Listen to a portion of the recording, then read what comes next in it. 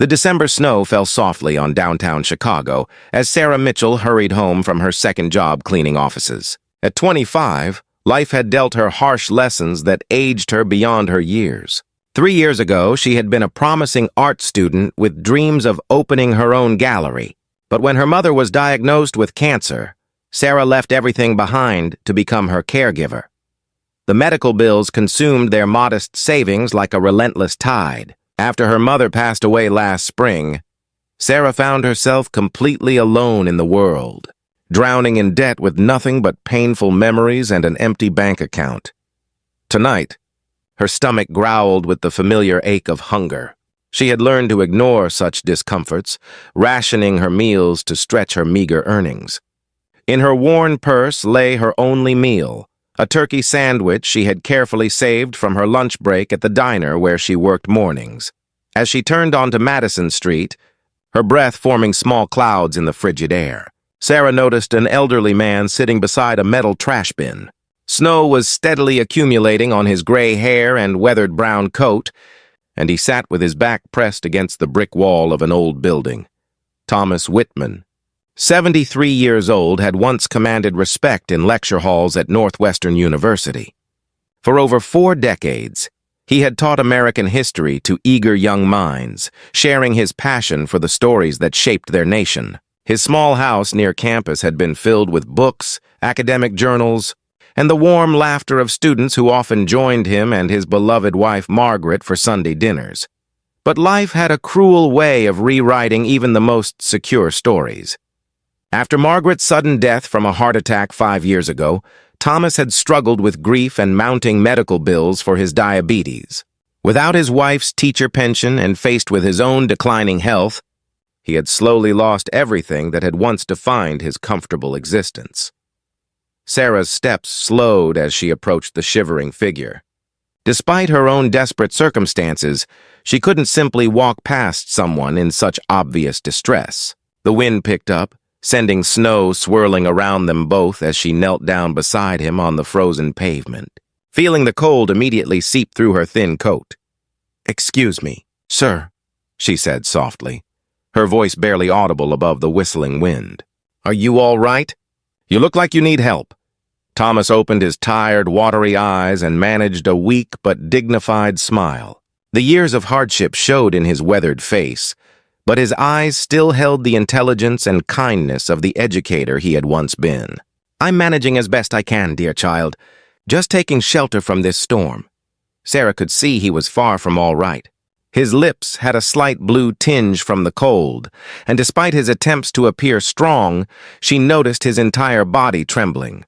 "Sir, when did you last have something to eat? You look like you haven't had a proper meal in days." Pride warred with desperate honesty in Thomas's weathered features. He had spent so many years as the one helping others, guiding lost students and offering wisdom to those who sought it. Now he was the one in need, and accepting help felt almost impossible. "Yesterday evening, I believe. Perhaps the day before that. Time has a way of blending together when you're living like this." Without a moment's hesitation, Sarah reached into her small purse and pulled out her carefully wrapped sandwich. It wasn't much, just turkey and cheese on white bread from the diner. But she had been looking forward to it as her only meal until tomorrow afternoon. "Please, I want you to have this," she said, offering the sandwich with both hands. "You need it much more than I do right now." Thomas's eyes widened with surprise and gratitude, but he shook his head weakly. "Oh no, dear child. I couldn't possibly take your food. Looking at you, I can see you're struggling too. You need that meal more than an old man like me." Sarah's expression grew firm but remained infinitely kind. "I insist, truly. I had a very large lunch earlier at work," she lied smoothly, even as her empty stomach cramped in painful contradiction. "Besides, my grandmother always told me that food shared with someone who needs it tastes better than any meal eaten alone." Across the busy street, David Harrison sat motionless in his expensive black SUV, completely transfixed by the scene unfolding before his eyes. The 42-year-old CEO had built Harrison Construction from absolutely nothing, working 18-hour days and making countless sacrifices to create one of Chicago's most successful building companies. Tonight, Traffic had stopped him on this quiet street, where he witnessed something extraordinary. Thomas accepted the sandwich with trembling hands, tears filling his eyes. "Bless you, child. I'm Thomas Whitman. I used to teach history at the university." "Sarah Mitchell," she replied warmly. "What period did you teach?" As they talked, Thomas shared his story of loss and hardship. Sarah listened with genuine care, sharing her own struggles. She helped him to the nearby diner, where she bought him hot coffee and soup with money she couldn't spare. David followed at a distance, moved by Sarah's selfless compassion. This wasn't charity for show, this was pure human kindness. After ensuring Thomas had shelter for the night, Sarah was walking home when David approached. "Excuse me, miss. I'm David Harrison. I witnessed what you did tonight, and I'd like to offer you a job." Sarah studied the well-dressed stranger cautiously. "You don't even know me. I know enough. You showed genuine compassion with no expectation of reward. I'm starting a community outreach program and need someone who understands what it means to struggle and still chooses kindness." David explained his vision for helping homeless individuals get back on their feet. The salary of $75,000 would change Sarah's life completely. "Why are you doing this?" she asked. David's expression grew thoughtful. "I have an 8-year-old daughter. Since my wife died, I've focused only on providing financial security. But watching you tonight, I realized I need to teach Emma that true success means helping others when you can." Sarah accepted the position with one condition. Thomas would be their first client. 6 months later, the Harrison Community Initiative had helped dozens of people find housing and jobs. Thomas now worked as a tutor and had become like a father to Sarah. The program thrived because it was built on genuine care rather than empty promises.